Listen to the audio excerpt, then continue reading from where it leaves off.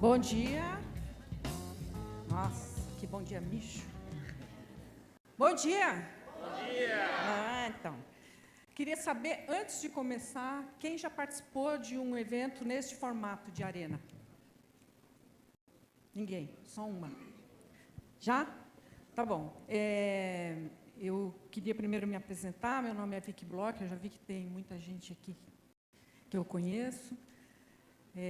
Eu hoje meu papel aqui é facilitar a conversa com esses senhores e senhora, gente que sabe o que fala sobre talento. Nós vamos trabalhar aqui a questão do talento, seu crescimento, como é que estamos encantando ou desencantando, como é que estamos retendo ou aprisionando, né, Ney? E nesta vertente da discussão do talento, nós falaremos também sobre as mulheres, né? O formato que está colocado aqui é um formato da gente tentar fazer uma inclusão de vocês nessa conversa. Tá? A arena permite que a gente abra para questões durante esse processo. E aqui eu queria frisar a única regra importante que nós temos aqui. É pergunta, não é discurso. Sabe pergunta é discurso? A pessoa que pega o microfone, aí ela diz tudo que ela pensa, que ela concorda, que ela não concorda, e aí ela não faz a pergunta. Eu vou interromper quando for assim, tá bom? Pode ser? Ainda mais com esse conjunto de mulheres aqui, vai ser um inferno se a gente não fizer só a pergunta. E nós temos só 1h30, nós não temos 2 dias, tá? Então, eu vou provocá-los inicialmente e vou, aos poucos, incluindo vocês nesse processo. Combinado? Combinado? Ah, bom, tá bom, tá bom, tá bom. Então, eu queria começar, eu vou sentar aqui, a gente vai virar de vez em quando, não fiquem ofendidos com as nossas costas, né? Queria começar aqui com o Sátia. Eu não sei se vocês já conhecem ele dos eventos anteriores. Já esteve aqui, né, Sátia? Ontem você já esteve aqui. É bom vocês pegarem o microfone, senão elas não ouvem, tá? Sátia, você quer se apresentar? Eu pensava que você ia fazer, mas eu vou fazer. Bom dia a todas e a todos. É um grande prazer estar aqui. Eu trabalho na empresa Sodexo, que é uma empresa bem conhecida aqui no Brasil e no mundo. E estou muito feliz de contribuir no crescimento das mulheres em geral e, particularmente, no ambiente de trabalho. E vamos falar disso hoje e dos talentos que a gente precisa para amanhã. Você é responsável hoje por toda a América Latina e... Sim, sou responsável pela área que a gente chama On-Site Services, onde a gente cuida da infraestrutura dos nossos clientes, que sejam hospitais, indústrias, escolas, fazendo facility management e também serviços de alimentação na América do Sul. Obrigada. Ney Silva. Bom dia a todas. E tem algum representante do século? Yes. Bom, eu sou Ney Silva. Eu trabalho hoje como diretor de recursos humanos da Natura, o que me propicia uma razoável experiência com o universo feminino.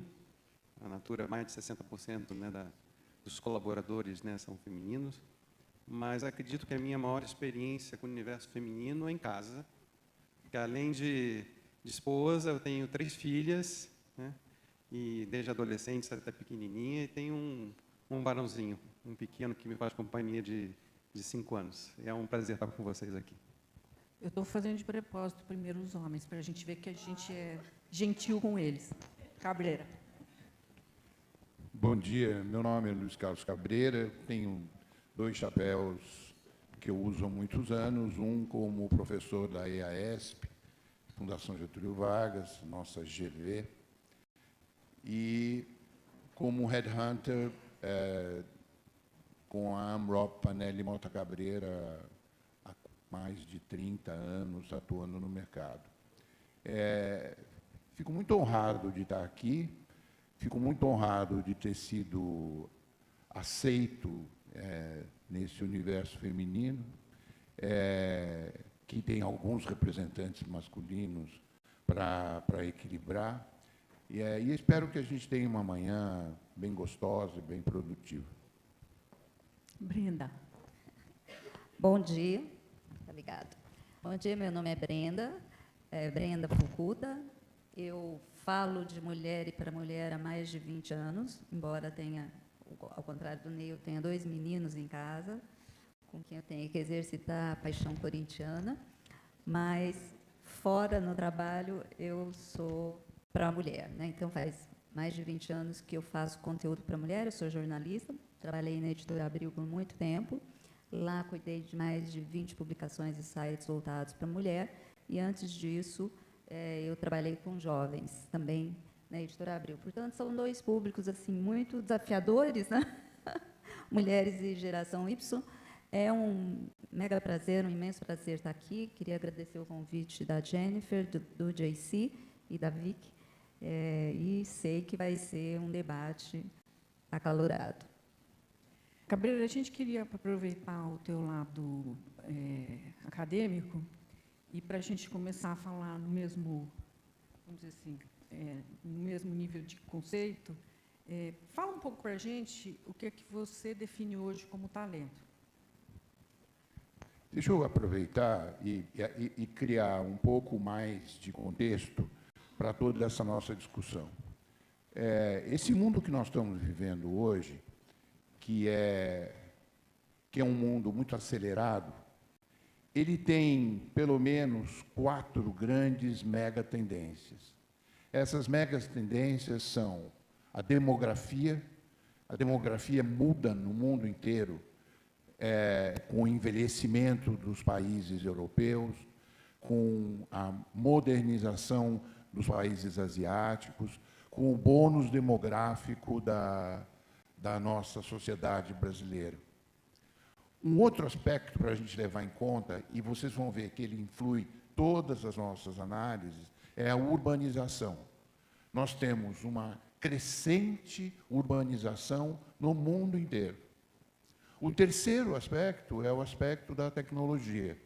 A tecnologia digital, ela faz uma revolução que inclui e exclui pessoas no mundo do trabalho. Existe um quarto componente que é extremamente importante, que é a grande mudança econômica. Os eixos econômicos mudaram depois de muitos anos, e é uma realidade hoje que a gente deixa de ter um eixo ocidental para ter um eixo oriental. Na verdade, isso é um renascimento. O mundo começou com um eixo oriental, passou para um eixo ocidental e hoje tem outra vez um eixo oriental. Nesse contexto que nós vamos conversar sobre os talentos, a grande mudança no conceito é que até 1980, talento era definido pela curva de Gauss. Sabe aquela curva que parece uma moça com cabelo de anjinho, assim? A curva de Gauss definia na sua ponta só aqueles que tinham um altíssimo QI como talento. Isso foi tratado assim durante anos, associando ao QI um alto capital social. Então, as pessoas consideradas talentos durante muitos anos na cultura ocidental eram filhos de boa família com um alto grau de inteligência. Esse conceito desaparece a partir de 1980, e talento hoje é aquele que resolve problemas inéditos e complexos com soluções inteligentes, derivando da sua coleção de competências, ou apresenta soluções diversas para problemas antigos. Agora, vejam que a palavra talento está diretamente ligada à consecução de uma tarefa, de uma consecução de objetivos. Se vocês quiserem um resumo, assim, talento é aquele que entrega mais do que nós esperamos. Por que eu quero fazer essa definição? Porque nós mudamos aquele conceito do potencial intelectual para um conceito dinâmico de resultado. Então, o talento é aquele que encontra soluções. ele não tem gênero, não tem idade, ele encontra soluções inovadoras para problemas antigos e encontra soluções novas para problemas complexos, sempre encontrando uma solução. Então, não é mais um acúmulo de potencial intelectual. Ney, vou te provocar um pouco. Como trata esta gente que ele está descrevendo dentro da empresa? Então, vamos lá. Achei muito oportuna essa tua colocação, Cabreira, porque o que eu observo aqui nas organizações, apesar de eu concordar integralmente com essa nova definição, né, de talento, essa definição que passou a vigorar, né, a partir da década de 80, nós ainda temos pessoas que atuam no modelo antigo, né, que ainda consideram o talento como sendo um pequeno grupo. E aí eu me lembro que ontem eu vivi uma situação, uma história, conversando com um dos nossos vice-presidentes, que caracteriza bastante essa mudança do paradigma. E nós conversávamos sobre um jovem, né, que trabalha conosco, e que, durante algum tempo, ele foi relegado a tarefas secundárias. Até que alguém, né, um novo gestor, criou um contexto, uma oportunidade, né, como você mesmo mencionou, em que o potencial daquele colaborador floresceu. E de uma hora para outra, entre aspas, aquela pessoa que estava relegada, né, a tarefas secundárias virou um talento. Né. Curioso, na verdade, o talento já estava ali. Aquela pessoa já era um talento. Simplesmente a organização, até aquele momento, não tinha conseguido encontrar a maneira, a devida lente e criar o devido contexto para que o potencial que estava naquele ser humano florescesse. Então, trazendo, né, isso para a realidade da Natura e para a realidade das organizações de uma forma geral, o que eu acredito que dos grandes desafios, né, que as organizações hoje vivem estão justamente em criar os devidos ambientes, os devidos cenários para que os talentos que estão inerentes, né, nos nossos colaboradores floresçam. O que eu tenho observado, quer dizer, não só observado, mas também temos diagnosticado isso, né, em inúmeras pesquisas recentes que têm saído com o público jovem ou com o público de executivos seniors, é que esses talentos, eles esperam cada vez mais determinadas características nas organizações, nas instituições de uma forma geral. Isso está muito relacionado à expectativa da relação, né, dessas pessoas com o trabalho. E, para mim, o número um, né, o que tem emergido muito fortemente, é que cada vez mais as pessoas esperam encontrar no seu ambiente de trabalho uma conexão com o propósito. Então, na medida que eu, como um colaborador, né, eu identifico que o meu propósito, a minha razão de ser, de contribuir, de deixar o meu legado, né, de contribuir para mim, para os grupos pequenos, para a sociedade de uma forma geral, se isso tem uma conexão com o propósito da organização, eu consigo manifestar de uma forma mais autêntica, mais verdadeira, mais impactante a organização, o meio ambiente como um todo. Então, esse, para mim, é o número um. Facilita a paixão, né? Exatamente. Né? O brilho, né? O melhor das pessoas consegue emergir nesse momento. Tenho observado também que as pessoas elas buscam cada vez mais um equilíbrio, né? Buscar um equilíbrio entre vida pessoal, vida profissional, a vida social. E existe uma expectativa cada vez maior de que essas fronteiras, né, elas se tornem tênues. Né? Porque, ora, nós estamos no trabalho e podemos ali atuar socialmente com amigos, com o Facebook, da mesma maneira que no final de semana né? Nós somos cada vez mais acionados para questões de trabalho, então essas fronteiras elas estão cada vez mais tensas. Mas se uma determinada instituição ela consegue criar um ambiente que isso se torne prazeroso e natural, ela consegue capturar o talento, esse potencial dessas pessoas, né? E um outro componente que tem observado também que está muito presente, é o tema das oportunidades, dos desafios, né, da oportunidade de criar, de deixar seu impacto, deixar a sua marca.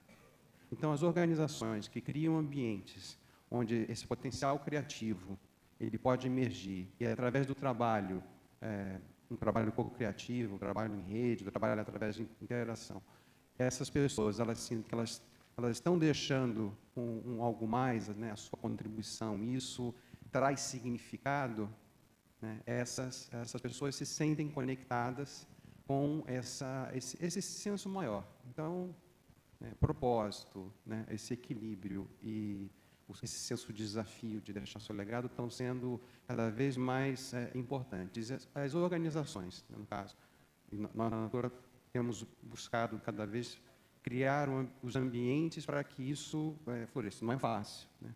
Mas as organizações que melhor conseguirem atuar nesse sentido, eu acredito que elas vão conseguir trabalhar melhor esse conceito do talento.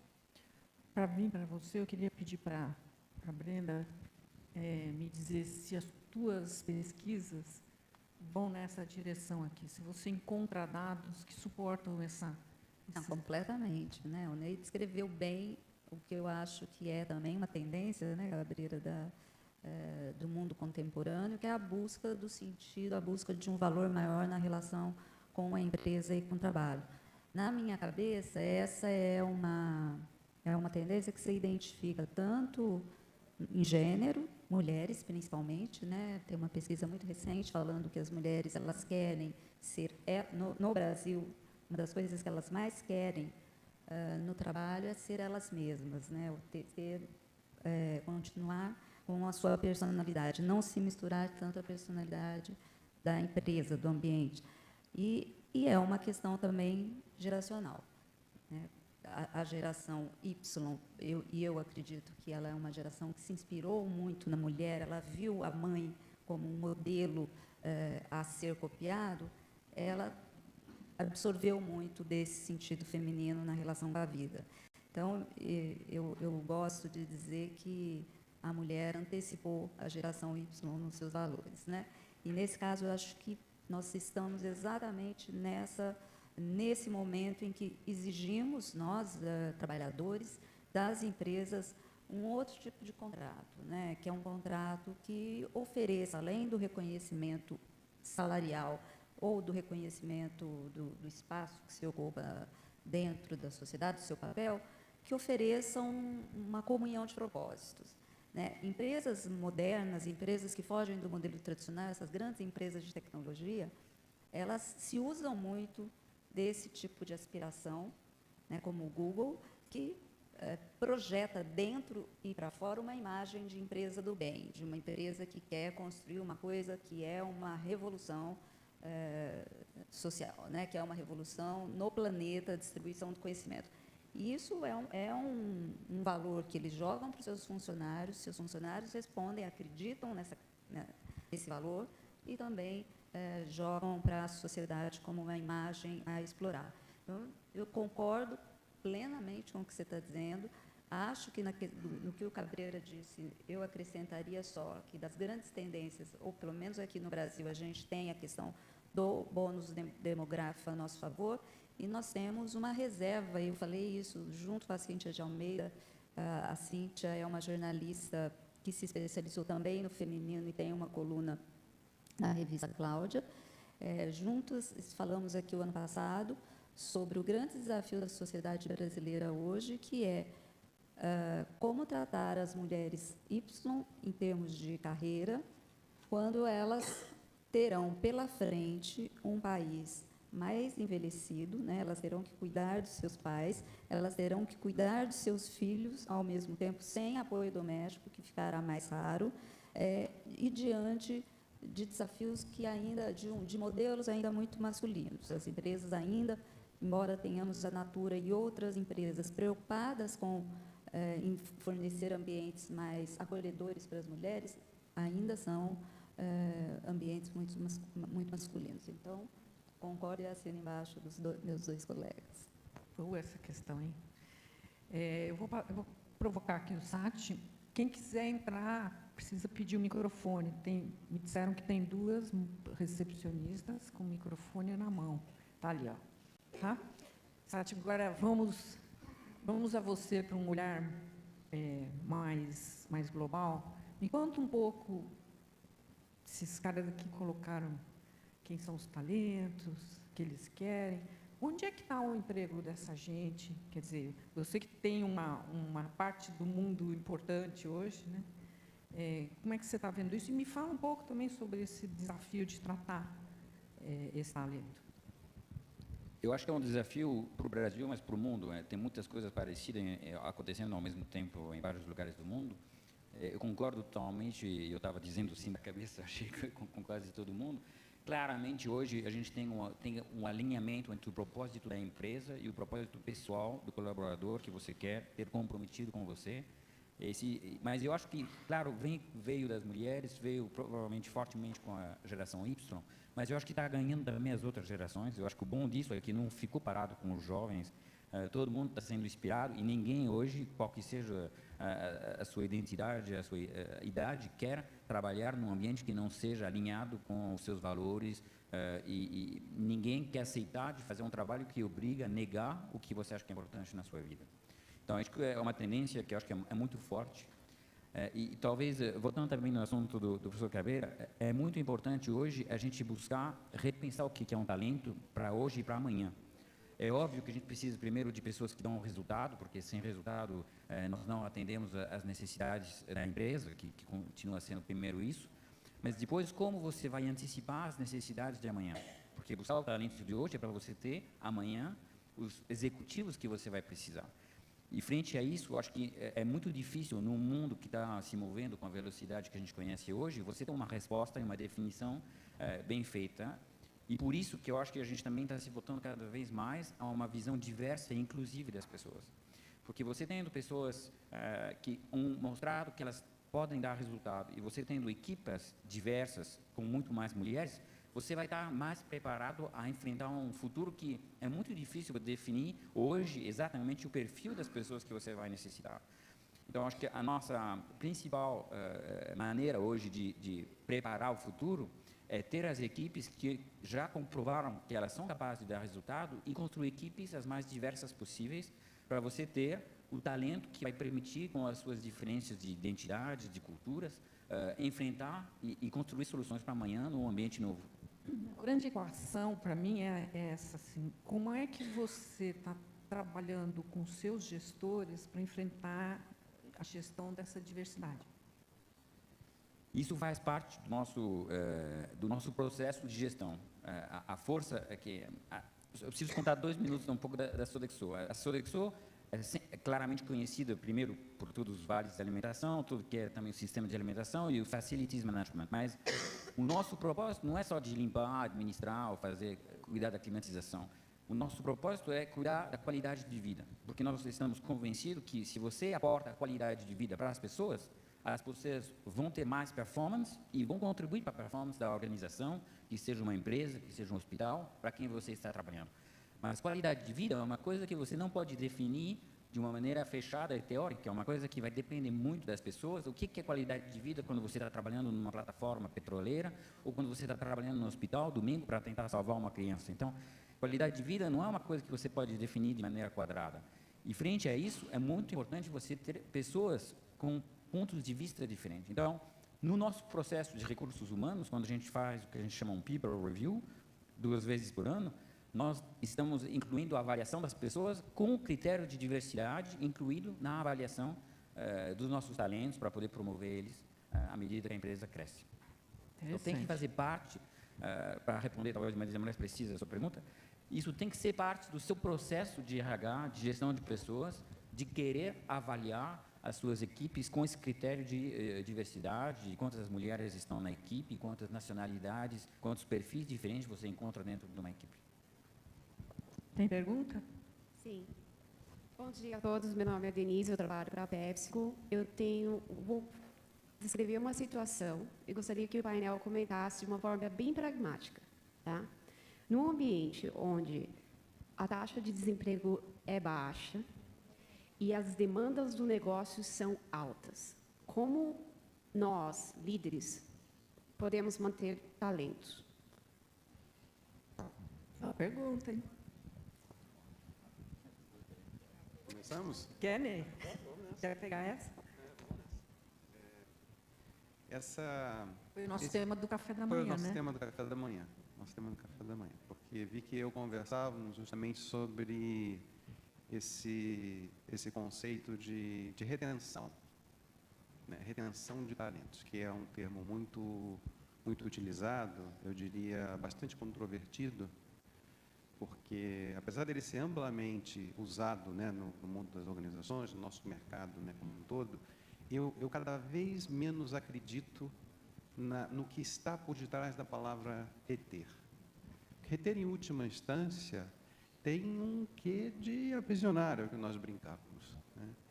E acreditar que a organização ela vai conseguir, entre aspas, aprisionar um talento, mantendo-o como um talento, é uma contradição, é um paradoxo, né? Porque, naturalmente, se essa pessoa, né, se esse colaborador, ele se sentir em algum momento aprisionado, e a gente sabe que isso acontece, nós temos muitas vezes executivos que são tratados com algemas de ouro e permanecem nas organizações, mas dificilmente esse colaborador, né, ele vai conseguir expressar o seu melhor, né, o seu brilho, o seu potencial. Então, né, voltando, eu acredito cada vez menos nesse conceito do reter e acredito cada vez mais na construção de pontes entre o propósito do colaborador e o propósito organizacional. E quando isso se dá de uma forma genuína, né, e aí o que as organizações elas devem proporcionar? Devem proporcionar caminhos para que os colaboradores reflitam e cheguem a conclusões, né, através mesmo de autoconhecimento, de reflexões, afinal de contas, para que eu estou aqui? O que eu busco? Quais são os meus melhores talentos, né? Quais são os meus valores? Como é que eu coloco isso a serviço de mim mesmo, do meu time, do meu grupo de trabalho, organização, sociedade, e a partir daí, esclarecendo, deixando com muita clareza também qual é o propósito organizacional, facilitar a criação dessas pontes.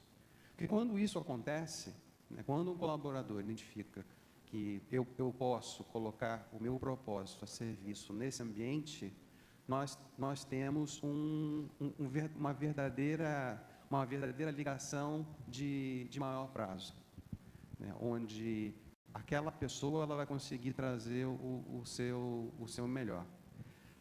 Uma organização que, essa é a minha leitura, o meu entendimento hoje, que se mantiver presa às medidas ortodoxas, tradicionais, né, da chamada retenção, sobretudo, né, como você trouxe, no ambiente em que nós estamos vivendo mais próximo de pleno emprego e nessa esfera dos talentos, a gente vê que existe uma carência muito grande, né, em especial no nosso mercado brasileiro. A manutenção dessas receitas tradicionais, ela não vai gerar resultado.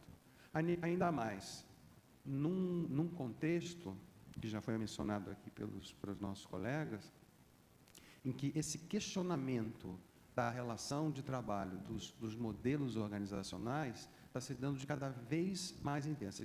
Esse questionamento está cada vez mais presente. É incrível, né, o Sérgio já trouxe agora há pouco, né, que nós tínhamos observado que os jovens, isso tem manifestado cada vez assim, mais intensamente, que eles questionam essa relação com o mundo das organizações, né, cada vez mais jovens não não querem participar desse mundo das organizações, eles querem ser empreendedores, querem ter, né, a sua própria empresa. Mas, do outro lado, quando nós vemos também as pesquisas focadas em executivos sêniores, aí quando eu falo executivos sêniores, eu estou falando de presidentes, vice-presidentes, diretores, gerentes sêniores, a quantidade desses gestores que querem ou mudar de organização porque não tem essa identidade de valores, ou não acham que eles estão desafiados, ou acham que o equilíbrio, né, pessoal não está adequado ao que eles esperam, cada vez mais gestores, né, com essa experiência querem ou mudar de empresa ou também se lançar para o mundo do empreendedorismo. Então, com todo esse contexto, é chegado o momento de fazer algo diferente, né, de realmente propiciar esse aprofundamento para se criar uma conexão mais profunda, mais verdadeira. E eu acredito, né, com toda intensidade, que as organizações que não enveredarem por esse caminho vão ter muitos problemas para manter, né, o seu quadro de talentos. Cabreira, a gente está com a leitura errada, ou a gente está com a gestão, a tecnologia de gestão atrasada para essa questão? Porque a nossa conversa na hora do café da manhã era sobre a história da sensação que a gente tem hoje do conceito de retenção como aprisionamento, porque só se olha o pacote financeiro quando se fala em retenção, né? A gente não está olhando do propósito, a gente não está premiando a gestão do ponto de vista do intangível, vamos falar assim. A gente está fazendo... Onde que está o nó? Eu acho interessante que você, quando fez a pergunta que está provocando esse debate, você falou em pragmatismo, né, da resposta.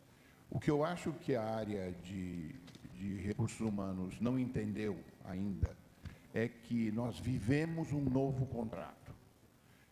O contrato antigo, que vigorou quase 100 anos, era muito simples de ser administrado. Era um contrato onde você trocava obediência por segurança. E as pessoas diziam isso. Venha trabalhar aqui, obedeça a seu chefe e você sai daqui morto ou aposentado. Só não dá para escolher porque tem uma força divina que interfere. Mas a verdade é que 100 anos nós educamos as pessoas para assim, seja obediente e você terá seguro. Essa segurança, eu vou dar uma palavra forte para ficar na sua memória. Essa segurança é hipócrita. Não existe. Nenhuma empresa do mundo consegue manter seu quadro social, seu quadro de colaboradores, por mais de 4 meses em qualquer crise. Não existe empresa que tenha funding suficiente para manter 4 meses de crise. Então, é assim, não existe isso. O que existe desde 1990 no Brasil? Existe um processo de trocas simbólicas. A empresa oferece um conjunto de informações, benefícios, projetos, desafios, e o indivíduo oferece suas competências, seu conhecimento, seu tempo, sua vida. Esse equilíbrio, que chama equilíbrio das trocas simbólicas, tem que ser gerenciado pela área de recursos humanos, que foi educada para gerenciar um contrato antigo, onde o emprego não estava em questão. O que garantia era como é que eu melhoro a obediência e como é que eu melhoro a segurança. Então, quando você me diz assim, o que eu faço para manter, é assim, primeiro, conheça profundamente seus recursos humanos e conte para ele quem é a sua empresa. Quer dizer, as trocas simbólicas, chamam simbólicas, porque para cada um tem um valor. As empresas têm o simbolismo de oferecer suas principais características. Eu acho uma dó uma pessoa da sua empresa, por exemplo, sair da empresa sem saber que a empresa é o maior distribuidor logístico brasileiro, sem saber que é uma das maiores empresas de inovação em alimentos. Mas, infelizmente, eu não sei se, quando a gente conversa com os seus talentos, eles conhecem profundamente quem é a Pepsi. Então, é assim, eu eu não posso mais administrar recursos humanos de forma geral. Forma geral.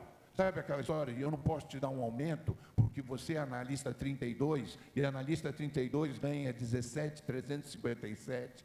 E você tem que ficar... O sujeito vai para casa e pergunta para a mulher, você acha que eu tenho cara de analista 32?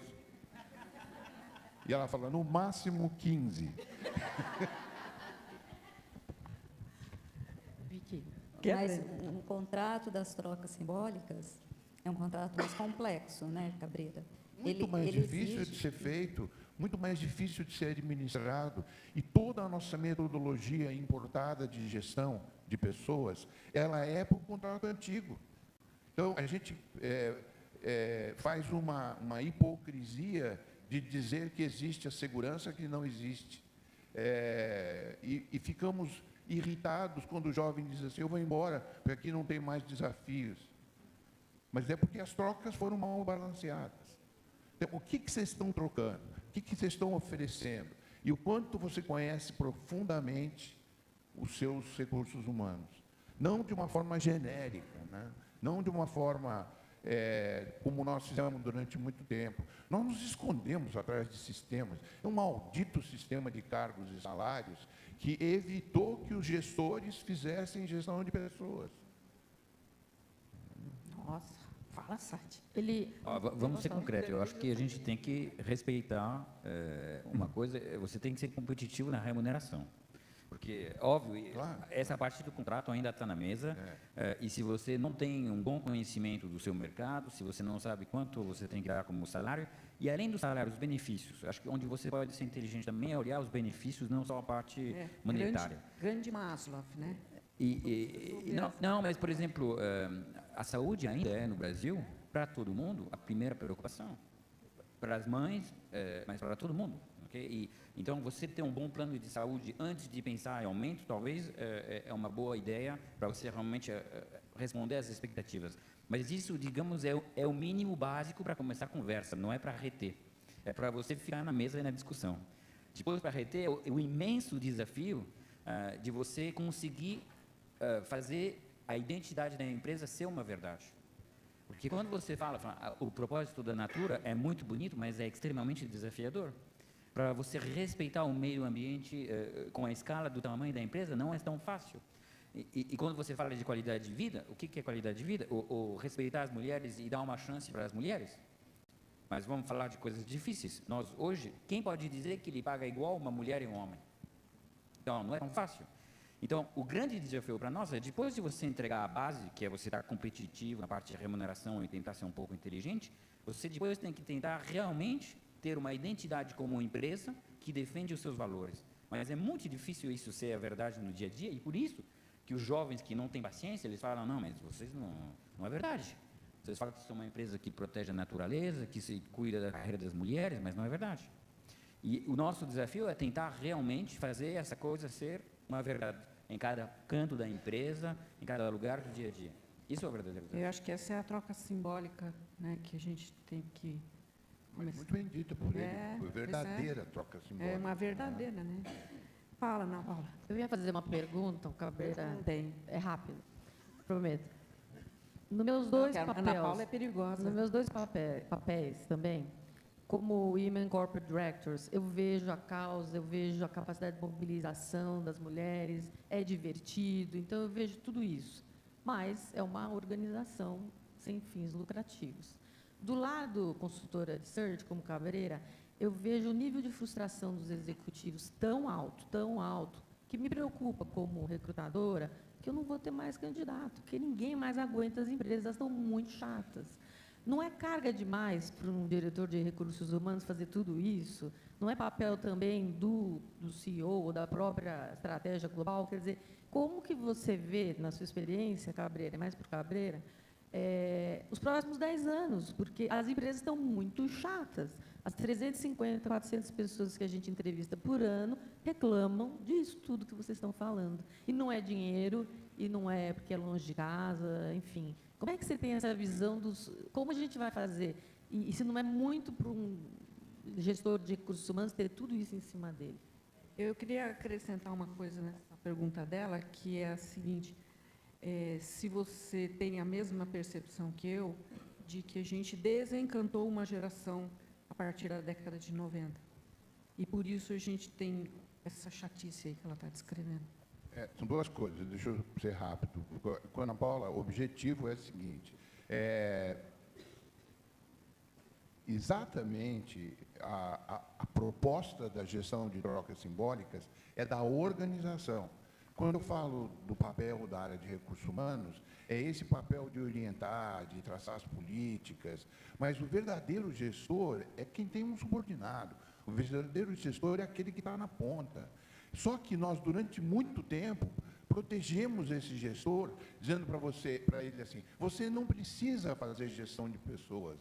Eu faço recrutamento e seleção para você, eu escolho as pessoas que vão treinar, o salário é assim, ó, quando alguém pedir aumento, você fala que a política salarial não permite, e na hora de demitir, você me chama e eu levo ele no departamento pessoal. Então, nós protegemos o gestor 100 anos, sem treiná-lo para fazer gestão de pessoas. E ele ficou incompetente. Então, isso que você está vendo, essa insatisfação geral, é porque está muito difícil você transformar cada gestor num gestor de pessoas. E esse é um enorme desafio dos heróicos diretores de recursos humanos, como o Ney, que tem que propagar isso para todos os seus gestores que dizem assim, olha, eu tenho muito o que fazer, eu não posso cuidar das pessoas, você cuida para mim, entende? E hoje não é assim, porque para eu fazer gestão de troca simbólica, eu tenho que estar próximo. Eu tenho que estar próximo. Eu te dou um exemplo curtinho. Eu tenho trabalhado com alguns gestores que dizem assim, minha equipe não está comprometida comigo. Você veja, o Pedro, o Antônio, eles não têm pegada, né? Sabe qual é a minha pergunta? Eu falo assim, que time torce o Pedro? Quantos filhos tem o Pedro? Onde mora o Pedro? O cara não sabe. Ele nunca conversou com o Pedro. Ele não conhece o Pedro. Entende? Ele conhece o cargo que o Pedro ocupa. E administra o cargo que o Pedro ocupa. Porque nós fizemos esse erro no passado. Agora, quando você fala do desencanto, Vicky, é claro que houve um desencanto, porque os pais e mães desta geração anterior chegavam em casa e diziam assim, olha, o papai chegou atrasado, ele não pôde vir na sua festinha de aniversário, porque ele ficou preso no escritório, lidando com umas antas que você não acredita. A criança fica desesperada, porque ela fala assim, eles prendem meu pai na empresa, e ele ainda tem que lidar com anta, entende? Então, ele foi crescendo só ouvindo coisa ruim da mãe e do pai, que chegavam e diziam assim, é uma coisa horrorosa, porque os caras me dão facada pelas costas. Você acha que a criança quer ir trabalhar? Aí você pega para o garoto de 6 anos e pergunta assim, o que você quer fazer quando crescer? Ele falou assim, menos o que meu pai e a mãe fazem, né? De jeito nenhum eu quero trabalhar na empresa. Aí apareceu uma onda de empreendedorismo dos jovens que queriam empreender de medo de ser empregado e de ter que lidar com as antas. Brenda, eu tenho aqui uma conversa de mulher para mulher, que é assim, eles estão falando de coisas aqui. Clube da Luluzinha. Eu estou vendo eles introduzirem. Nossa, para ficar bravo também nessa. Estou vendo eles introduzirem a conversa aqui no mundo organizacional de competências tipicamente femininas. E estou falando agora do modelo do contrato anterior, em que você tinha dentro de casa a figura materna, que era aquela que ajudava a administrar os conflitos, mantinha a coesão do grupo, resolvia problemas complexos, lutava pelos valores, propósito. Estamos ouvindo aqui, ó, propósito de vida, brilho no olho. Paixão. Puxa, eu ia falar paixão. Demorou. É que a gente é mais cuidadoso. É isso que a gente está conversando um pouco aqui? Você acha que você está vendo essa conversa aqui? Ou seja, estamos introduzindo a competência feminina no ambiente organizacional? mais ou menos. Eu acho que na questão da ambição do trabalhador, do empregado, sim, né, isso que ele espera. Na questão da empresa preparada para lidar com isso, acho que, infelizmente, ainda não. Não chegamos lá. Estamos longe de chegar lá, né? Acho que, assim, há no discurso um reconhecimento de que algumas competências tipicamente femininas são interessantes para a empresa, mas, na prática, eu não vejo acontecer. Agora, tem uma história, quando você fala em paixão, e aí eu vou falar da minha experiência como gestora, é assim, os melhores resultados que eu obtive foi quando eu peguei uma causa, um projeto, e em torno desse projeto um grupo se organizou muito apaixonado pela realização ou pela crença de que aquele projeto fosse inovador, fosse, enfim, qualquer atributo que a gente possa dar a ele. Agora, as paixões, eu acho que elas são grandes recursos motivadores, mas elas acabam, né? As paixões não se sustentam. Como é que a gente faz isso? Então, em termos de... Acho que é algo que a gente precisa aprender a lidar também, que talvez a gente tenha que provocar paixões e projetos que sejam cíclicos dentro de uma empresa. Não sei se a gente consegue isso dentro de um modelo tradicional de resultados programáveis e que precisam ser sustentáveis. Mas quando eu falo também de geração Y, eu vejo que nós temos dois elementos para trabalhar em termos de motivação. Um é o projeto em que o cara se vê apaixonado e onde ele pode colocar a sua marca, como disse o Ney, que ele pode ser autor, as empresas dando espaço para a autoria. E a outra questão é a questão coletiva, de novo, né, que os jovens ontem demonstraram tão bem nas passeatas e nos protestos, se a gente consegue criar algum senso de coletividade também em torno de projetos e também em torno da empresa, que não seja a coletividade, que a empresa seja a grande líder, né, um coletivo de verdade. Acho que eu fugi um pouco da questão feminina, mas eu queria...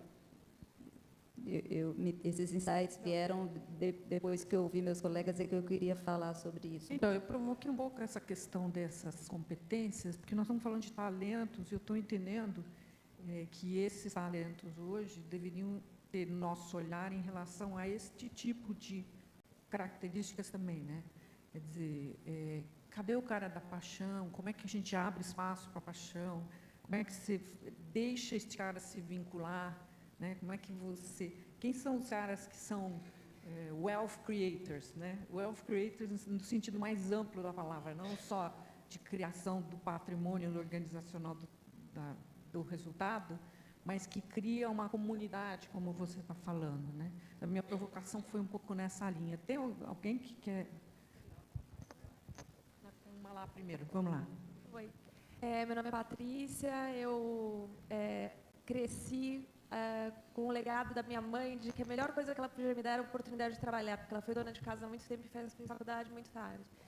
Então, eu sempre aspirei muito a trabalhar, ir para a organização e contribuir para a organização. E eu queria provocar vocês com duas questões. A primeira questão, que eu acho como transformar um talento feminino numa liderança. Eu acho que hoje o mundo está super competitivo, está difícil pra caramba conseguir trabalho, e quanto mais alto, mais rarefeito ar. Então, muitas vezes, quando a mulher vai começando a ir para uma posição de liderança, ela é contraposta com situações de política entre as pessoas, em que o propósito da organização passa a ter muita agenda pessoal de algumas pessoas. Desculpa. Então, eu queria, a primeira coisa é isso. A mulher, às vezes, opta por não ir para uma função de liderança porque é sujo demais. É que nem a gente opta para não ir para a política, muita gente. A segunda coisa é que eu acho que ainda existe uma hipocrisia muito grande no Brasil de que a pessoa precisa trabalhar 12 horas por dia, que é o que você falou e que eu acho que as próprias mulheres propagam isso. As próprias mulheres não gostam. Eu queria provocar vocês todos nesses dois pontos que... Desculpa, mas eu tenho bem. que... Pega aí.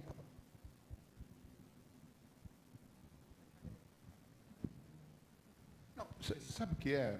Deixa eu ser sincero Você com você, bobeia, Patrícia. Ney, eu vou usar o meu lado de... Eu não entendi a sua pergunta.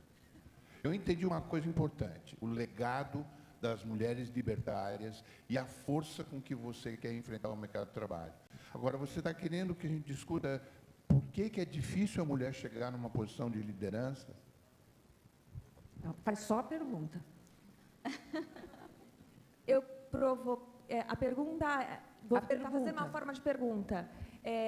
Como vocês acreditam que a mulher lida com ambientes altamente políticos e por que ela opta por não entrar muitas vezes nesse círculo, porque ela fica fora dele? Por opção pessoal. Por opção, não por falta de opção.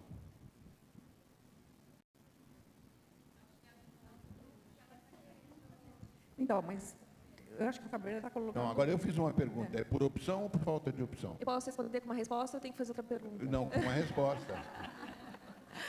Tá bom. Eu só estava querendo provocar vocês no sentido de que a gente está conversando de talento, de mulher e retenção e blá, blá, blá. Só que a gente está olhando que a mulher sempre ganha menos e ela nunca vai para a liderança. E, às vezes, ela não vai para a liderança porque esse discurso de propósito fica na base da pirâmide. O propósito, lá em cima da pirâmide, que nem vocês estão falando que não é o RH que tem que fazer, lá em cima a área é super rarefeita e é uma sacanagem geral. Então, a mulher, muitas vezes, não sobe para o nível de liderança, na minha opinião, e eu queria ouvir a opinião de vocês, que lidam com pessoas que estão no nível alto da organização e mulheres, né? Como é que isso atrapalha você ter mais mulheres no poder ou não, e como isso pode ser contornado? Melhorou? Não, melhorou.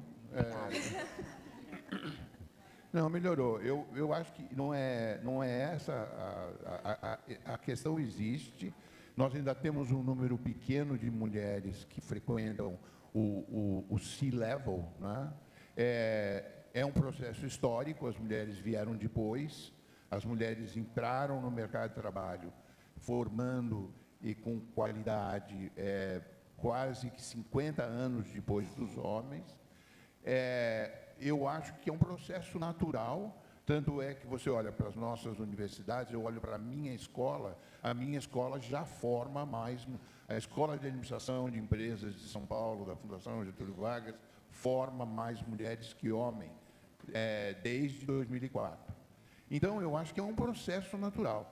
Essa sensibilidade política, e a política existe, tem que entender, tem que estudar.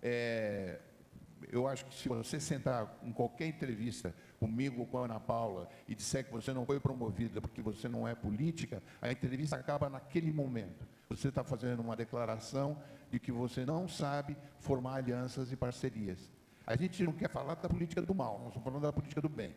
Então, é assim, eu acho que a mulher tem muita sensibilidade para essa relação política, eu acho que ela abre concessões de não querer, muitas vezes, ser promovida porque quer manter uma melhor qualidade de vida nas suas outras carreiras, porque é mais complexo do que a nossa vida.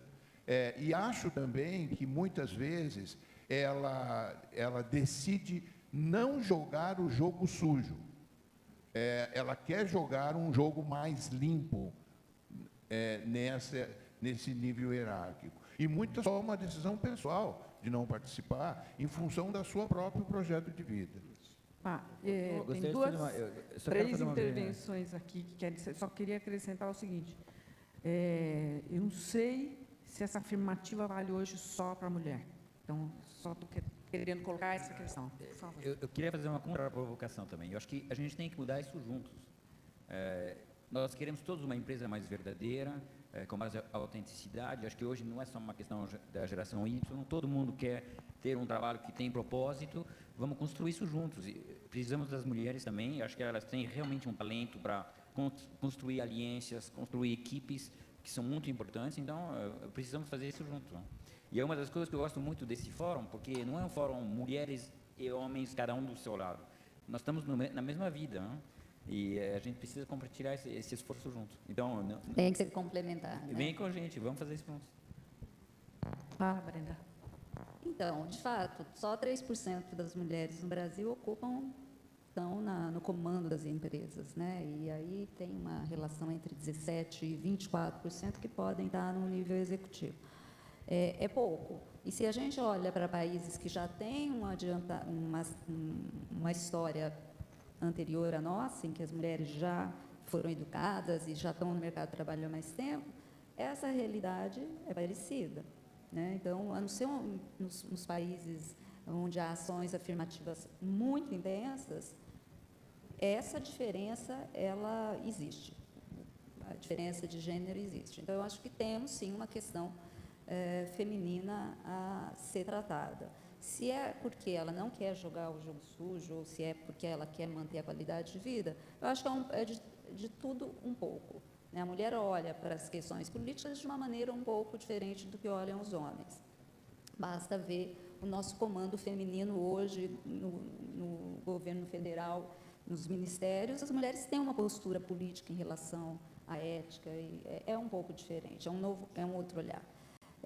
O que eu acho que a gente tem como desafio é encarar que nós precisamos da mão de obra feminina, que existe um bolsão, uma reserva muito educada para a gente trazer para esse jogo, né? Ou seja, há mais mulheres disponíveis para o mercado de trabalho com mais escolaridade do que homens hoje, então a gente precisa fazer com que as empresas sejam ambientes favoráveis, que elas, as mulheres, sintam que sim, vale a pena, indo para o topo ou não indo para o topo, mas que vale a pena emprestar a sua mão de obra para essa empresa. Eu acho que, e tem um compromisso da própria mulher, a Sheryl Sandberg foi a última a falar sobre esse assunto, que é: mantenha o seu lugar à mesa, ocupe o seu lugar à mesa, tenha uma vontade, uma ambição também, não desista antes.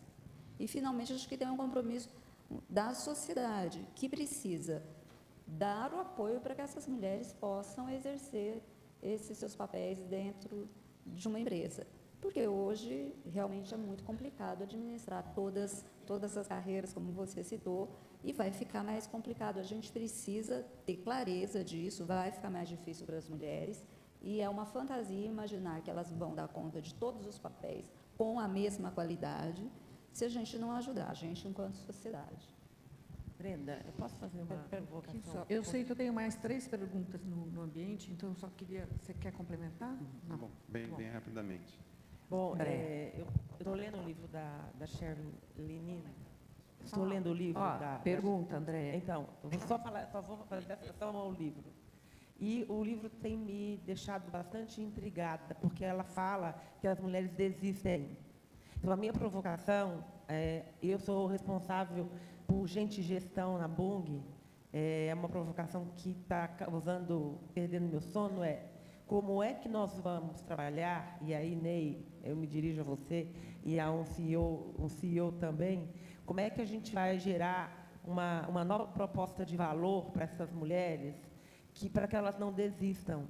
Porque a desistência, o número de mulheres que chega dentro da liderança, não por incompetência ou por falta de competências específicas, mas porque há uma desistência. Então, quando eu escuto ela falar, me dá uma angústia, assim, o que nós temos que fazer? Então, a minha provocação é: que reflexão a gente poderia fazer para dar respostas a essas questões?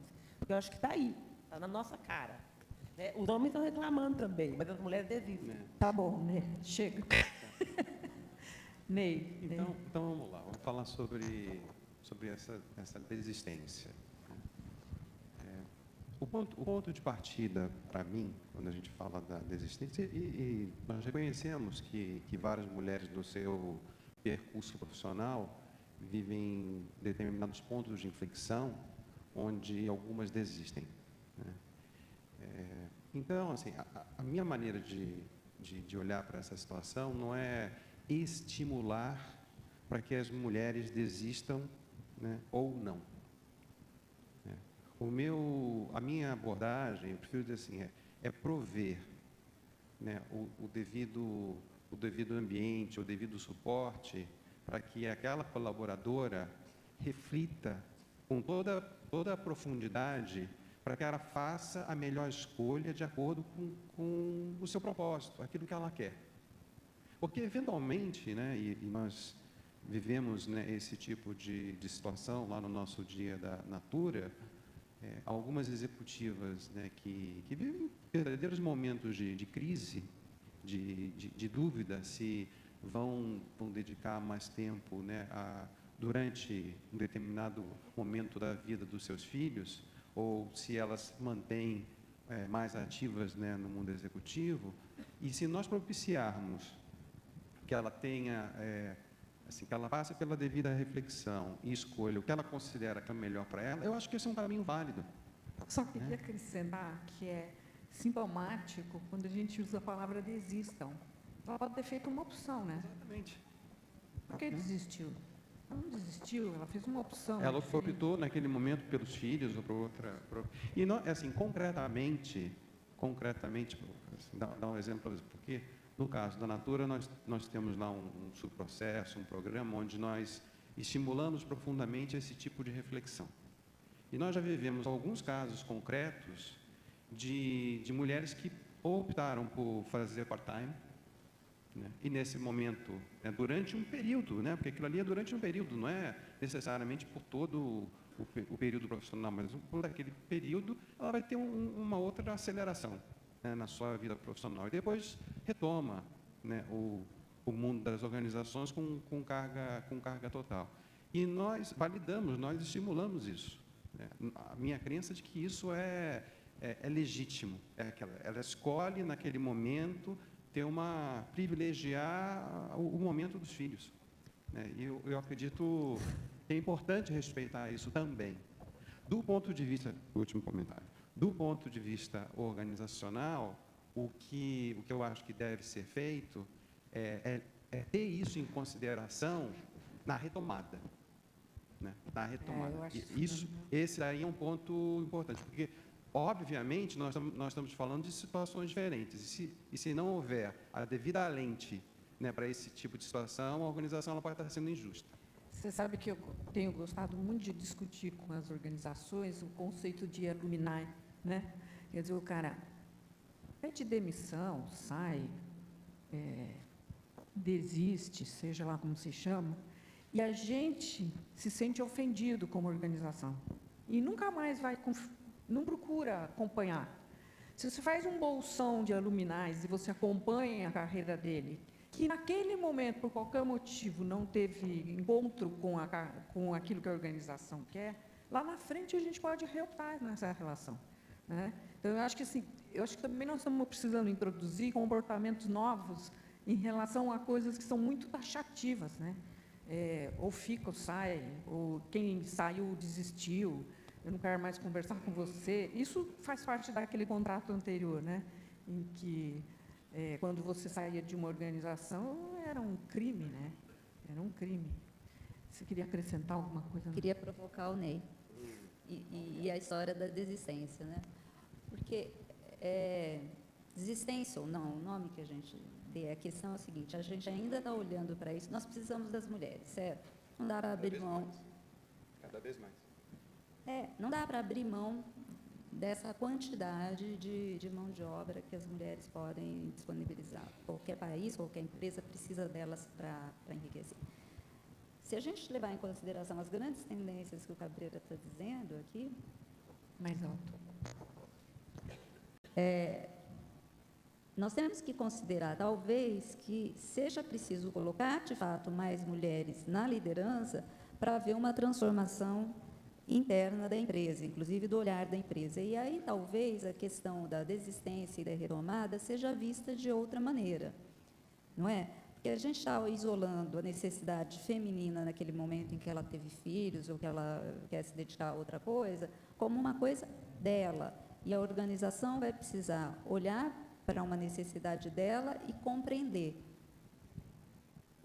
Supondo que o ponto de vista fosse diferente, que esse fosse o modelo padrão, como é que seria? Eu tenho a impressão que a gente precisa também dar espaço para alargar um pouco o jeito de enxergar, porque, por enquanto, nós, organizações, olhando para uma necessidade feminina que é diferente da necessidade tradicional habitual, estamos tentando olhar com um olhar condescendente. Mas, Brenda, você não acha também... colocado assim, se você está falando de um jovem, por exemplo, que coloca hoje a sua necessidade, e aí a organização diz para ele, não, aqui não tem espaço para isso.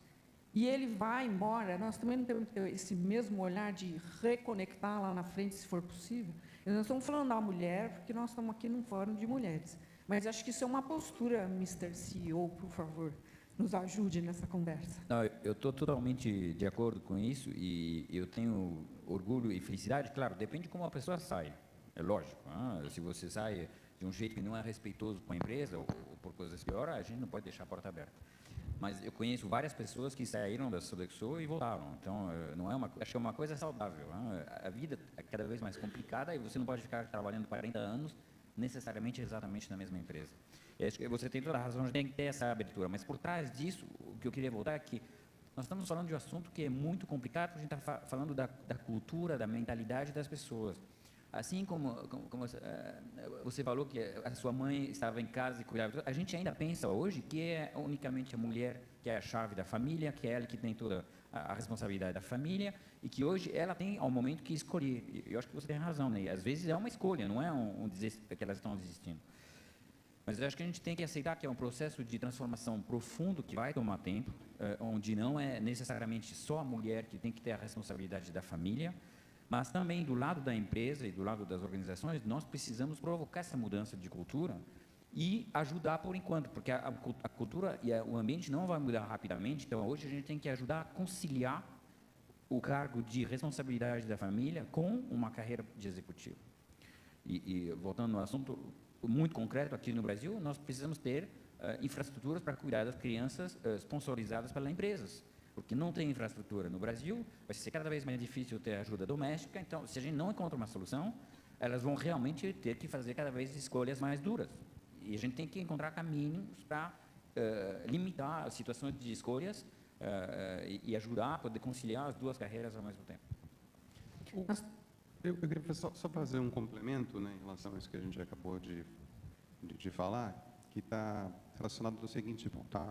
Para mim, as organizações que melhor souberem lidar com essa situação e, consequentemente, elas conseguirem aproveitar melhor a força de trabalho feminino, elas terão vantagem competitiva. Né? Então, não é uma questão de simplesmente de credo pelo conceito. Assim, tem uma razão. As organizações que fazem isso bem, elas naturalmente conseguem aproveitar melhor esse universo de talentos que é emergente. A Brenda mencionou que na formação, né, nos que estão formando nas faculdades, já é maior feminino, então essa é a tendência. Né? E eu acredito que a ascensão feminina, né, mesmo no Brasil, com algumas, porque nós vivemos no Brasil hoje algumas dificuldades comparativamente a outros países, né, mais desenvolvidos, que podem tornar esse caminho mais lento. Mas, para mim, ele é inevitável. Né? A ascensão feminina, também no mundo das organizações, e nós chegarmos aí daqui a algum tempo a esse percentual de meio a meio, ou até mais do que isso, para mim é a tendência natural. Hoje, né, quando eu observo, por exemplo, a realidade da Natura, nós também hoje nós temos 60% do nosso corpo gerencial é feminino, assim como a força de trabalho, 60% é feminino. Então, no grupo gerencial, nós já temos uma relação equilibrada. Isso ainda não acontece no corpo dos gestores mais sêniores, diretores, vice-presidentes, onde esse número ele cai para metade disso. Nós chegamos aí aos 30%. No entanto, quando nós analisamos, né, o pipeline de talentos e os profissionais que são elegíveis à promoção, nós já voltamos uma taxa mais próxima dos 60%. Então, é uma questão de tempo. Né? E nós tivemos agora aí uma rodada de promoções para pessoas seniors, e nós vimos que essa proporção ela se manifestou. Então, eu estou dando o exemplo da Natura, que obviamente é o que eu conheço, mas eu acredito que, mesmo no nosso universo aqui do Brasil, essa é uma tendência natural, né, que vai acontecer. Ok. Meu nome é Ivone Bezerra de Mello, eu sou consultora da Unesco e capacito professores no Brasil inteiro sobre novas tecnologias de educação. Então, a minha pergunta é o seguinte, aqui foi muito falado em empresas, RH, trabalho em grupo, produtos, projetos. Vocês têm ciência de que a escola brasileira é altamente individual? Ela não ensina, nem na universidade, esse trabalho em grupo. Então, isso é um problema, porque muitos talentos, e eu conheço alguns, que foram despedidos porque eles não tinham capacidade de trabalhar em grupo. Então, eu gostaria de saber como vocês têm ciência, né, disso, né, e como vocês trabalham esse gap na educação brasileira que não forma pessoas para trabalhar dessa maneira. Quer falar, professor? É assim, eu acho que tem sido feito um esforço enorme na educação para quebrar essa individualidade. Quer dizer, era assim quando era cartesiano, mas desde a escola, eu não posso falar da escola pública brasileira, porque é muito fraca, mas da escola particular brasileira de primeiro grau, desde que os métodos montessorianos foram entrando pela escola dentro, essa ideia da participação coletiva, ela cresceu muito. Eu não vejo isso na nossa escola de administração. Os rapazes e moças trabalham em projetos desde o seu primeiro semestre. Acho que pode ter, no passado da formação brasileira, essa deficiência individual, mas eu não a vejo nas escolas humanas. Vejo um pouco nas escolas de engenharia, mas não a vejo nas escolas humanas. A nossa cultura é uma cultura gregária. Nós somos absolutamente favoráveis a trabalhar em grupo. É uma questão cultural nossa. E eu acho que a escola não tem esse quadro que você apresenta, e não vejo, talvez, é que nós temos que separar a educação no Brasil, e não é o tema do encontro aqui. Nós temos a educação pública, que é um desastre, mas nós temos uma educação privada de primeiro mundo. E essa educação privada de primeiro mundo nos grandes centros urbanos, apesar de ser elitista, ela tem formado as principais lideranças. Acho difícil falar em individualidade aqueles que conhecem as grandes escolas paulistas, como Porto Seguro, como Santa Cruz, como Bandeirantes. Não vejo de maneira nenhuma, só que é elitizado, não é popular. E outra coisa, o brasileiro ele é gregário e por isso os seus esportes preferidos são coletivos, não são esportes individuais. O brasileiro não joga golfe.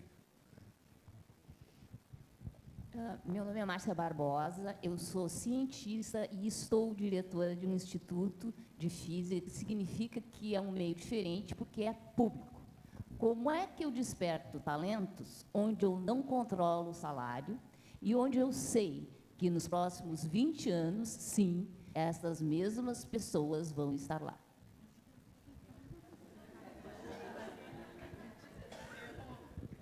Escreve o seu currículo e entrega para mim e para a Ana Paula.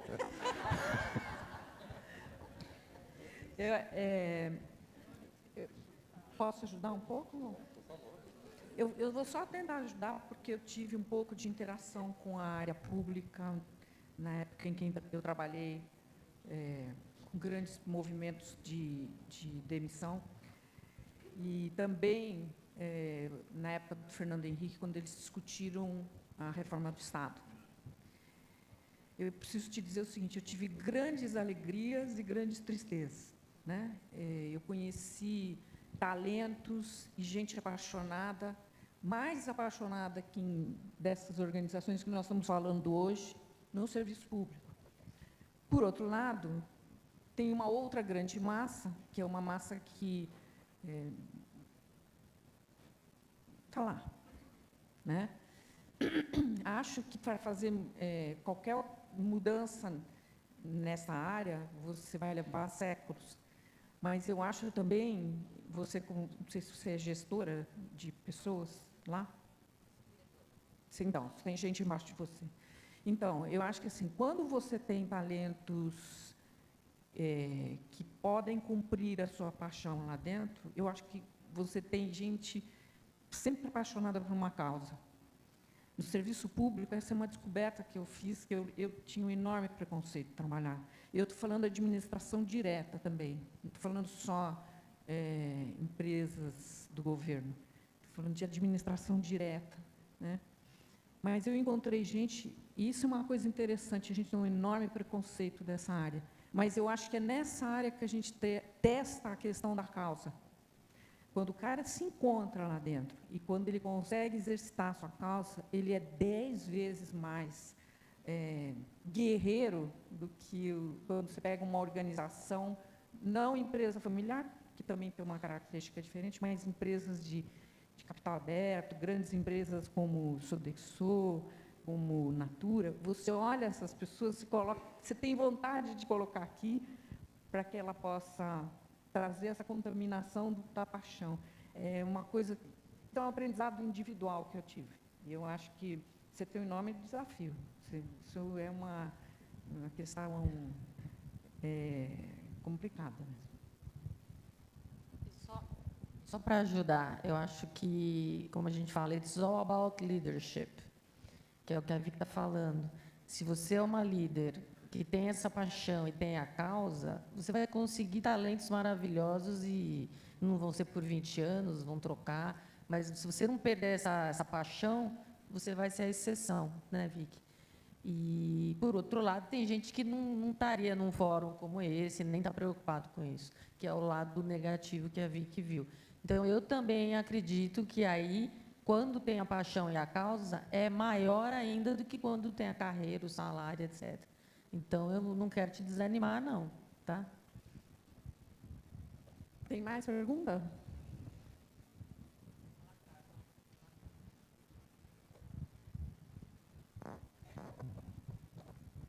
Olá, bom dia. Meu nome é Liliane, eu sou da Votorantim Metais.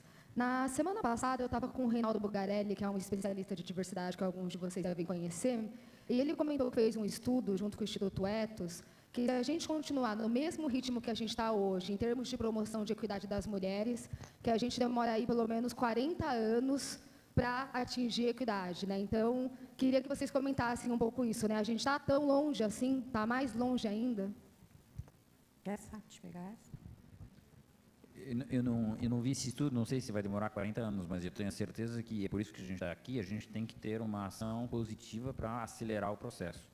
Porque, como eu estava dizendo, por trás de tudo isso tem toda uma questão de cultura, de ambiente familiar, que complica muito mais a possibilidade para a mulher ter uma carreira executiva. Então, nós precisamos ter uma ação positiva nisso. Não sei quanto a gente pode reduzir o tempo, mas com certeza. Tem os estudos, vão de 30, 40, 50, depende do grau de otimismo ou pessimismo do estudioso, mas a redução do gap que se imagina é por aí, vai levar muito tempo. E o que a gente pode fazer? Eu só queria voltar nas trocas simbólicas. Toda a proposta de trocas simbólicas que está sendo ainda administrado nas empresas, ela é uma proposta masculina. Então, é assim, a empresa pensa em oferecer aquilo que satisfaz o corpo social masculino. A revisão que tem que ser feita é assim, quais são as trocas, o que a empresa deve oferecer para que a mulher tenha a disposição, a disponibilidade, a energia para poder fazer uma carreira que lhe seja tão prazerosa como as outras carreiras. Porque eu conheço várias mulheres que não desistiram, fizeram uma legítima opção, porque era muito mais prazeroso estar em outra carreira, na carreira de mãe, na carreira de esposa, na carreira de filha, do que era na carreira profissional. Então, por quê? Porque o conjunto de trocas oferecidas não lhe atendia. Então, nós estamos aqui redesenhando a proposta das empresas a respeito das trocas simbólicas. É esse que é o acelerar que você imagina. Então, quando a empresa tem uma proposta de cuidar dos filhos, dar um horário mais flexível, ela está desenhando trocas simbólicas para o corpo social feminino, não só para o corpo social masculino. Deixa eu te fazer uma provocação a respeito desse assunto. Eu fui num evento em que falou-se muito da classe C. E as mulheres da classe C têm menos essa opção, porque a necessidade do ganha-pão de contribuição, né, com a renda familiar é muito alta. Que propósitos a gente poderia pensar? Porque quando a gente falar de inclusão, e aí eu me pergunto como é que a gente inclui essa classe C nessa nova dimensão para essa nova empresa que a gente está pensando, né? Porque são mulheres que têm outra dimensão de realidade. Posso falar um pouquinho?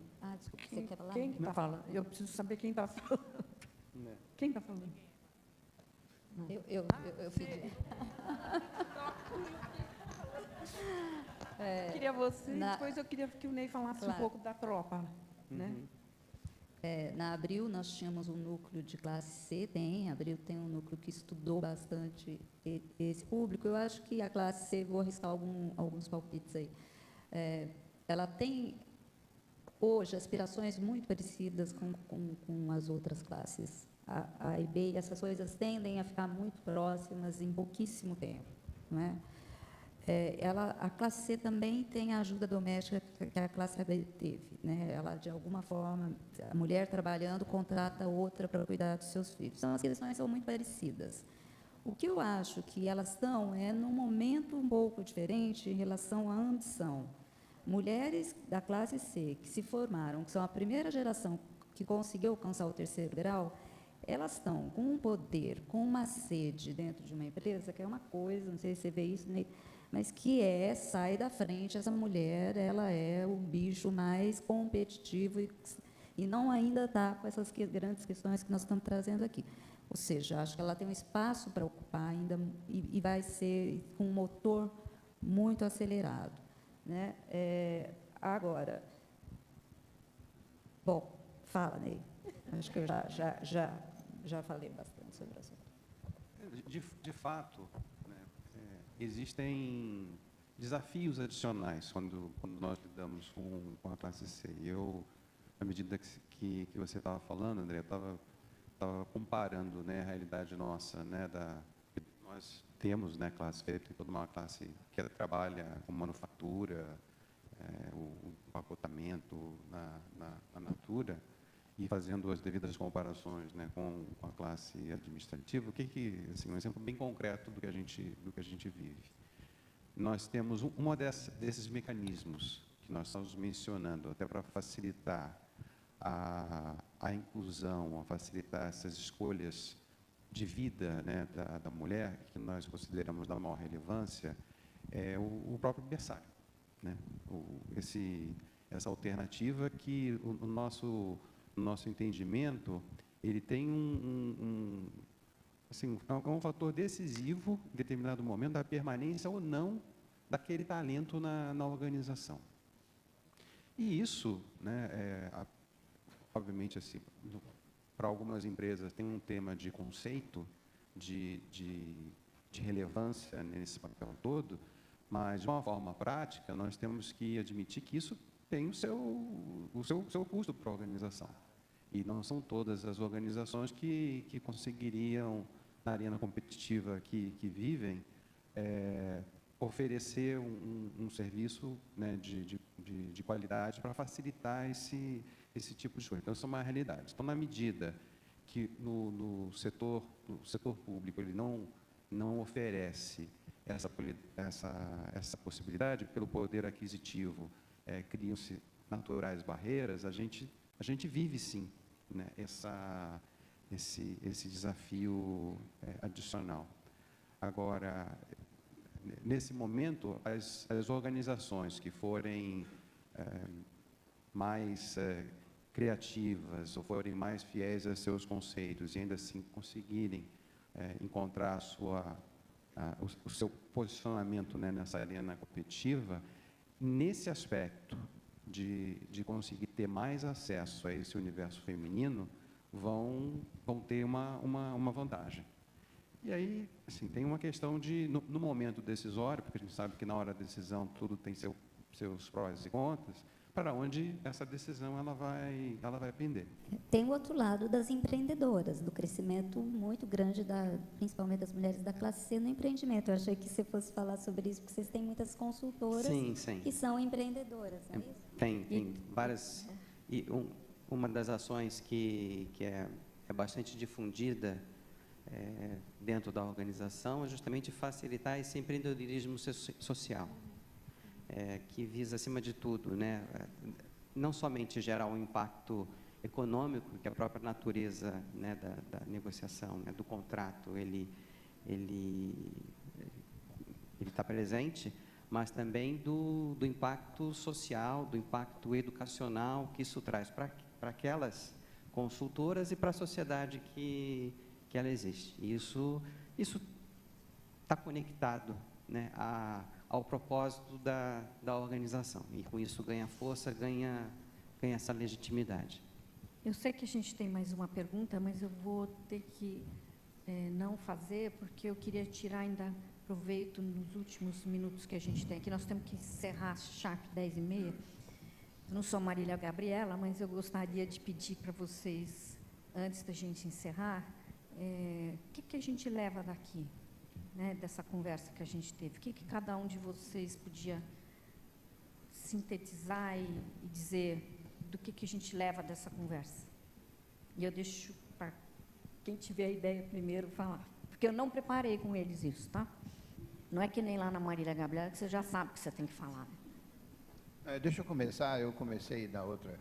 Eu levo algumas preocupações, quando eu vejo uma moça como a Patrícia tão preocupada como é que é esse jogo e como é que é essa evolução dentro da organização, a ponto de se emocionar até para fazer a pergunta. E acho que a sua proposta, Sátia, é a proposta mais coerente. Esse não é um desafio das mulheres, esse é um desafio da sociedade. E é um desafio e não é uma competição entre homens e mulheres, é uma aliança entre homens e mulheres para dar o máximo possível de aproveitamento a um recurso excepcional que traz uma série de olhares diferentes e competências diferentes e que é necessário na nossa sociedade. E que não será feito só por esforço delas, se não houver uma conivência, uma parceria, uma cumplicidade dos homens para que isso possa ocorrer.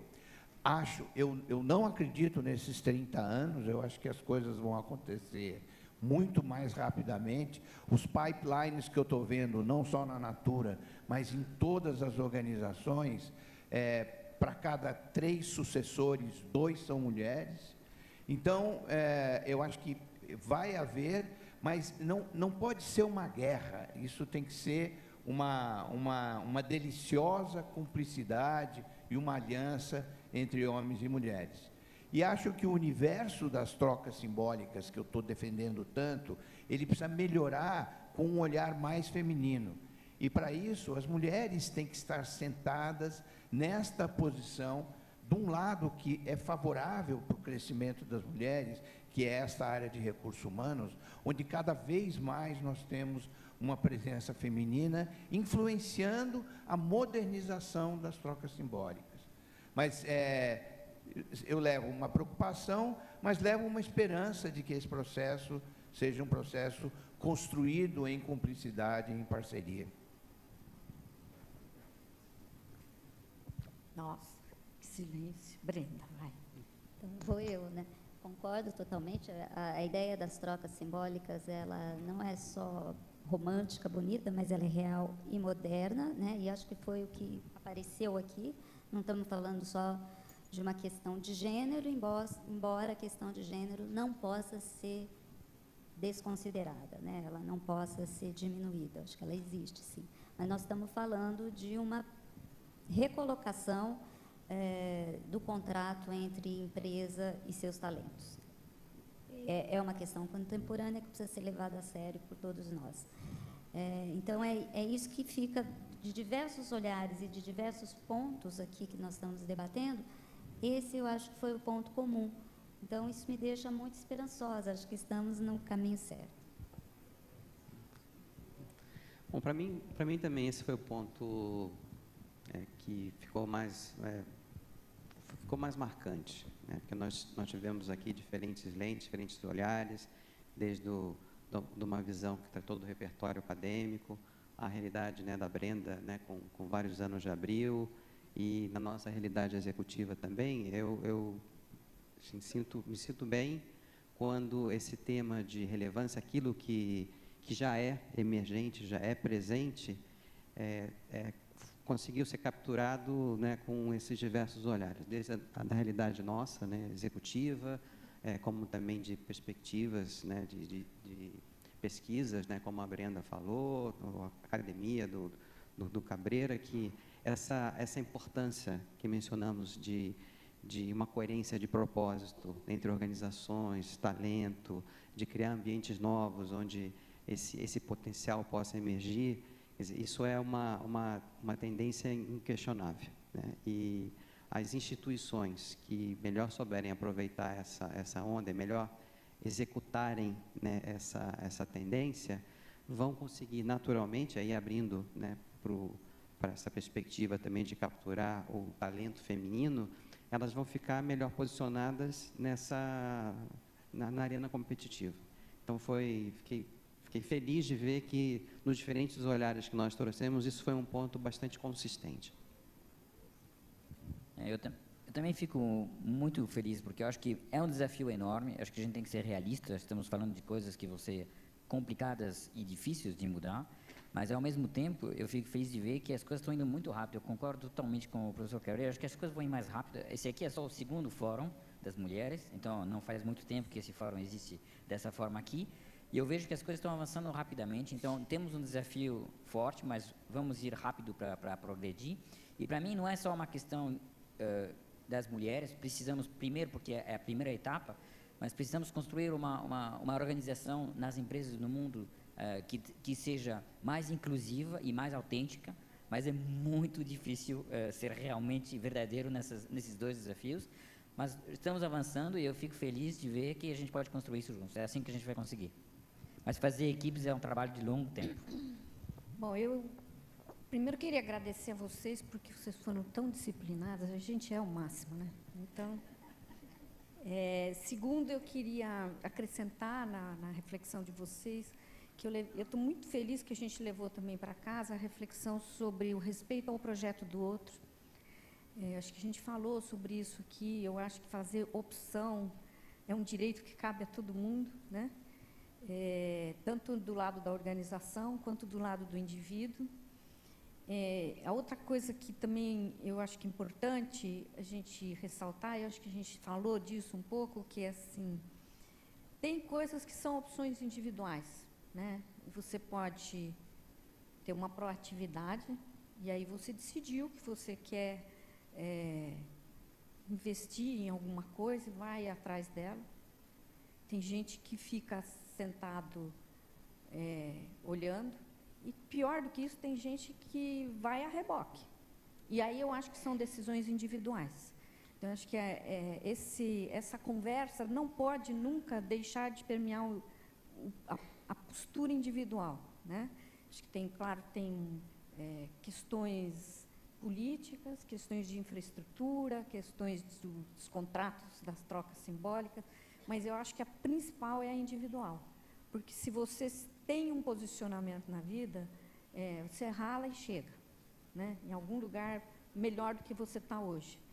E aí eu acho que essa coisa da gente se isentar disso, quer dizer, não é culpa nossa, não é responsabilidade nossa, mas é do outro, do sistema, da organização, que é um ser também, fica mais fácil, né? A gente vai a reboque. Eu prefiro pensar que a gente deveria ser proativo, né? E no nosso primeiro curso do IBGC de mulheres conselheiras, essa foi uma questão levantada lá pelas mulheres que já estão em conselhos, de que elas têm que fazer um esforço para abrir caminho para outras. É uma questão proativa também, né? Você pode fazer por si, você pode fazer pelos outros. Então, eu queria agradecer, Sati, muito, você estar aqui com a gente, com esse olhar do CEO, o Ney, com esse olhar humano que ele sempre tem, o Cabreira, que sempre traz os temas que a gente precisa para... E você, Brenda, e eu aqui, né, representando esse lado, mas eu acho que são essas pesquisas, essas escutas que vocês fazem, né, são tão importantes trazer para a mesa e que a gente tem estudado pouco, né, porque a escuta, ela traz o dado da realidade. Queria agradecer à organização e a todos que estiveram aqui. Muito obrigada.